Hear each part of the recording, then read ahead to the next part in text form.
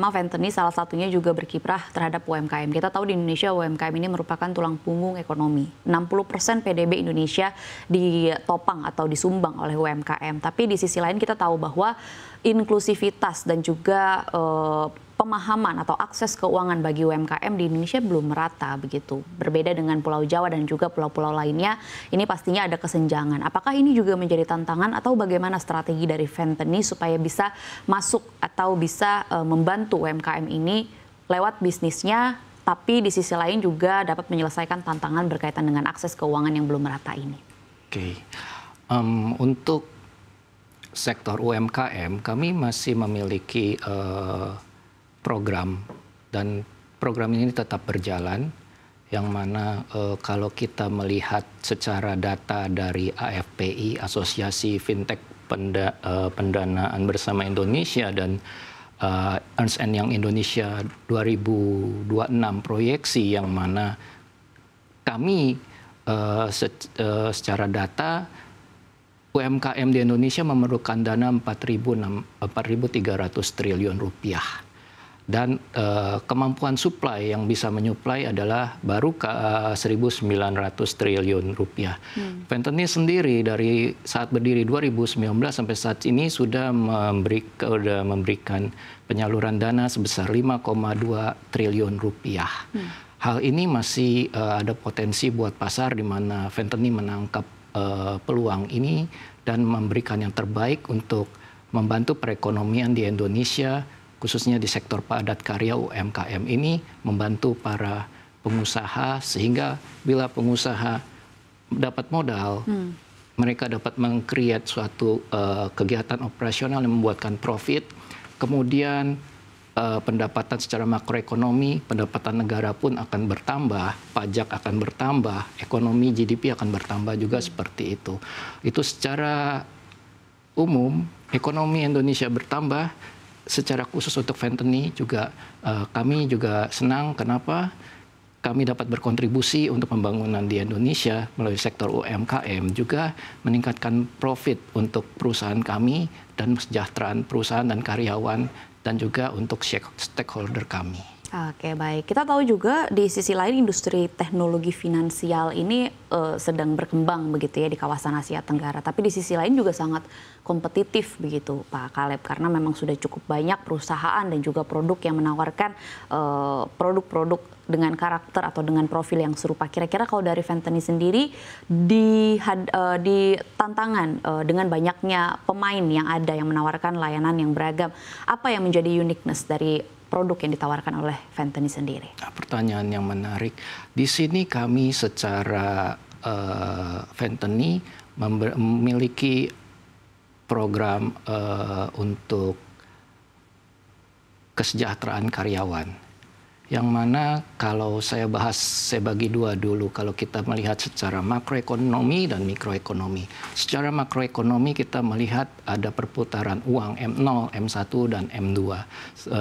Yang mana kalau saat ini kembali ke tadi dengan adanya perang dagang, para bank maupun lembaga keuangan mengerem pengucuran dana atau dengan ekonomi yang agak turun, memungkinkan peredaran uang di Indonesia akan berkurang, yang mana nantinya cash is the king. Kami secara mikroekonomi juga membuat satu program super apps employee kami yang kami sebut dengan EWA. Program ini yang juga kami riset dan perbarui terus-menerus sesuai dengan tepat sasaran untuk kesejahteraan mitra karyawan kami. Kenapa kalau kita melihat kesejahteraan karyawan dan produktivitas customer kami juga meningkat? Korelasinya adalah dengan karyawan yang sejahtera meningkatkan produktivitas. Bila kita melihat bila ada karyawan yang tiba-tiba membutuhkan dana darurat, ada kebutuhan yang mendadak, hal ini akan menyebabkan mereka akan kepikiran terus-menerus, akan terbawa mungkin dalam alam bawah sadar mereka mungkin akan terjadi depresi, sehingga efek depresi mereka tidak dapat berpikir dengan jelas, sehingga dalam berkarya di perusahaan mereka memiliki kinerja atau produktivitas yang turun. Terutama mungkin buruh yang biasa bekerja dengan kecepatan tertentu, dia harus memikirkan mungkin anaknya sakit, atau uang sekolah, atau ada kebutuhan mendadak. Kami secara perusahaan Venteni memberikan kerjasama dengan mitra kami, program EWA, yang mana nanti karyawan atau buruh tersebut dapat mengakses kami punya aplikasi dan dana itu langsung masuk dan dapat menggunakan lewat semua dari fitur-fitur aplikasi kami, V-Financial kami. Yang mana dana itu tidak langsung efeknya melalui tunai, mereka dapat menggunakan fasilitas dari kami dan payment gateway, atau mereka dapat mentransfer dana melalui aplikasi kami, sehingga M0 tetap terjaga, M1 dana akan berubah, tidak mempengaruhi peredaran uang yang ada di Indonesia seperti itu. Apabila karyawan memiliki akses, mereka tidak kepikiran lagi. Kemudian juga kalau kita melihat di satu sisi, apa untungnya juga buat mitra kami, para pengusaha.